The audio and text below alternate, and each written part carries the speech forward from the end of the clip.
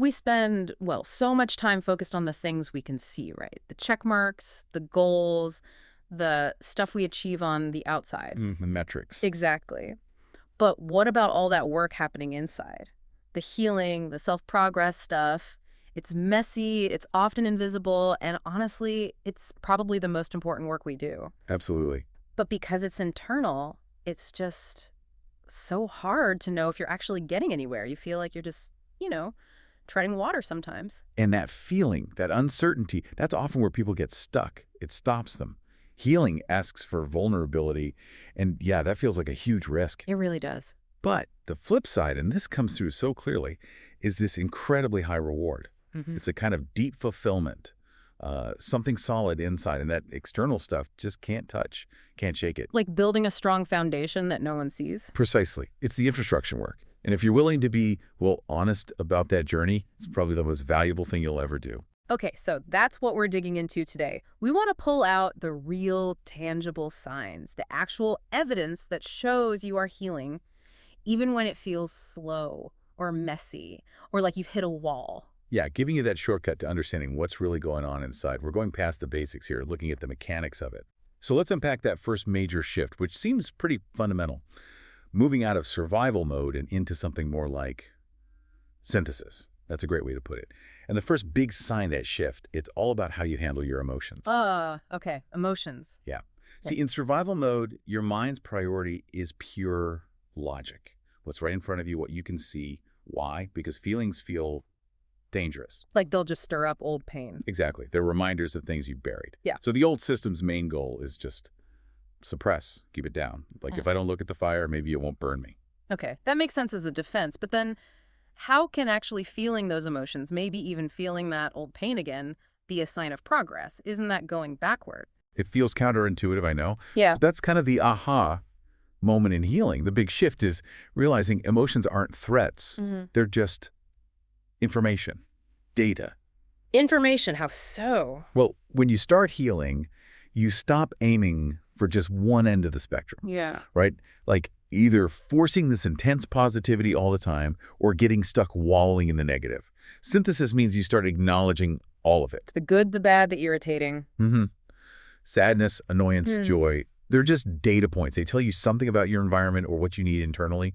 You start seeing yourself as a whole person who can actually read the full report, not just the edited highlights. I like that emotions as data points, not directives, just data. And realizing you can actually sit with a tough feeling, let it talk, and it won't just, break you. That's huge. And that change, allowing that data in, it directly impacts the second sign we see. Moving from being purely reactive to becoming more consciously responsive. Okay, reactive versus responsive. What does reactive look like in this context? In reactive mode, think of your nervous system as being on high alert, constantly scanning. Like everything's a potential threat. Pretty much, yeah. Because the system is wired to defend old wounds. And that leads to these immediate, almost automatic defensive actions. Like what? Lashing out? That's one. Or completely shutting down. Running away from conflict. Or, and this is a really common one, people-pleasing. Trying to smooth things over before conflict even starts. Exactly. It's still a form of running away, just proactively. It's all defense, pure defense. Right. There's no gap, no space between the trigger and the reaction. So what happens in that moment when someone shifts? When they move from reacting to responding? What's changing mechanically? The change is like installing a new piece of software. It's emotional self-regulation, but it's backed up by self-analysis. Self-analysis, yeah. Yeah. Healing starts to test those old knee-jerk reactions. And instead of just firing off the usual defense, the system now pauses. It asks a question. Like, why did that hit me so hard? Exactly. Or, wait, why do I feel this sudden urge to just agree with everyone? Where does that come from? That pause, that moment of conscious thought, of questioning, that's the difference. It's the space between stimulus and response. It is. It's the difference between defending an old wound automatically and choosing how you want to act now. It's like going from being driven by old programming to actually grabbing the steering wheel yourself. That pause, that ability to question, that feels invaluable. But let's talk about something that trips a lot of people up, where they might even quit the whole process because we expect healing to be this, smooth upward climb, like a straight road to inner peace. And it's usually not. Oh, definitely not. Yeah. And that brings us to the third really vital sign, starting to accept the nonlinearity of it all, Hmm. the messy middle. The messy middle, exactly. It's huge. People expect, okay, I'm doing the work, so I should feel better every single day. And then they have a bad day or a bad week, and they think, I've failed. I'm back to square one. Right. But healing is inherently uncomfortable because you're actively, digging things up. You're decommissioning an old operating system that was designed to keep things buried. Of course it's going to be bumpy. You're unearthing stuff you successfully hid, maybe for years. so if I've been feeling pretty good for a few months, and then suddenly I hit this real low patch, that's not necessarily a setback. Not necessarily at all. It could actually be confirmation that deeper work is happening, that distress, those highs and lows, they aren't failures. They're just evidence that the excavation is underway. Wow, okay. The rhythm of healing means realizing, okay, how I feel today probably won't be exactly how I feel tomorrow. And seeing that instability, recognizing it, is actually a sign of progress. If you weren't shaking the foundations, you wouldn't feel the wobble, right? That makes so much sense, because otherwise, the minute it gets painful, you just want to stop. Exactly. Understanding this gives you the permission, almost the intellectual backing, to keep going, even when it feels like you're sinking in emotional quicksand. Okay. And once you have that permission, once you accept the bumps, you start seeing the fourth sign emerge, which is about stepping out of your comfort zone. Yes. Because healing builds this new kind of bravery, not like superhero bravery, but bravery around your own mind, your own emotions. How does that work? Well, that conscious control we talked about, that ability to pause and respond, it fundamentally starts to reduce that background hum of anxiety and fear. Things that seemed paralyzing before start to feel manageable because you trust yourself more. You trust you can handle the outcome, even if it's uncomfortable. And that's when you start seeing actual changes in behavior. That's where the internal shift shows up in concrete actions, yes. Okay, so give us some examples. We're not just talking about suddenly deciding to go skydiving, right? What does this everyday bravery look like? Think about small decisions first. Maybe before, the fear of making the wrong choice kept you stuck. Let's say you were terrified of changing your living situation, even if you were unhappy, so you just did nothing. Paralyzed by what if? Right. The healed self might start with what we could call micro-bravery.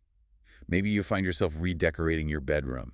You're suddenly trying out paint colors you never would have dared to before, simply because you trust your own judgment a bit more now. Okay, I see. Smaller steps. Or socially, maybe go to a party where you didn't know anyone used to feel like guaranteed anxiety, just waiting for disaster. Avoid. Yeah. But now you realize your internal resources feel more stable. You think, okay, I could probably handle some awkwardness if it happens. So you go. Maybe you're still a bit nervous, but you go with more confidence. You're trading that paralyzing fear for conscious, actionable control. Trading paralyzing fear for conscious control. I really like that framing. Okay, so as we move towards, well, maybe not a final destination, but a more integrated state, what does that look like? The fifth sign is achieving self-integration. What is that? Integration is really powerful. It's that point where you start to unify all those fractured parts. Fractured parts. Yeah, the parts we try to disown, the part that got hurt, the part that maybe acted badly in the past, the memories that carry shame or regret. Integration is like gathering all those pieces of your personal history, the good and the painful, and seeing how they all fit together to make the complete picture of you. So you stop fighting with your own past. Essentially, yes. You stop trying to pretend certain things didn't happen or that certain parts of you don't exist.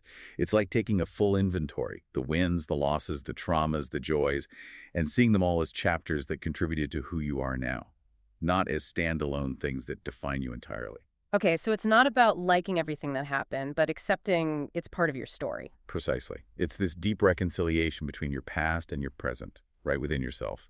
You reach this profound self-acceptance. You realize you're the sum total of all of it, and that whole picture is okay. You're not wasting energy hiding or battling fragments anymore. And that acceptance, that integration, that leads to the final sign, it clears the path for it, yes. Yeah. The final, and maybe the most profound sign, the end of the internal war, which is really marked by deep forgiveness. Self-forgiveness. Okay, that one feels huge. And maybe the hardest. How do you even start that, especially if that inner critic has been your companion for, ever? It is huge, and it doesn't happen overnight. But it starts by understanding that self-forgiveness is almost structural. It's not just an emotional feeling. It's about actively stopping that internal beatdown. Stopping the criticism. Yeah.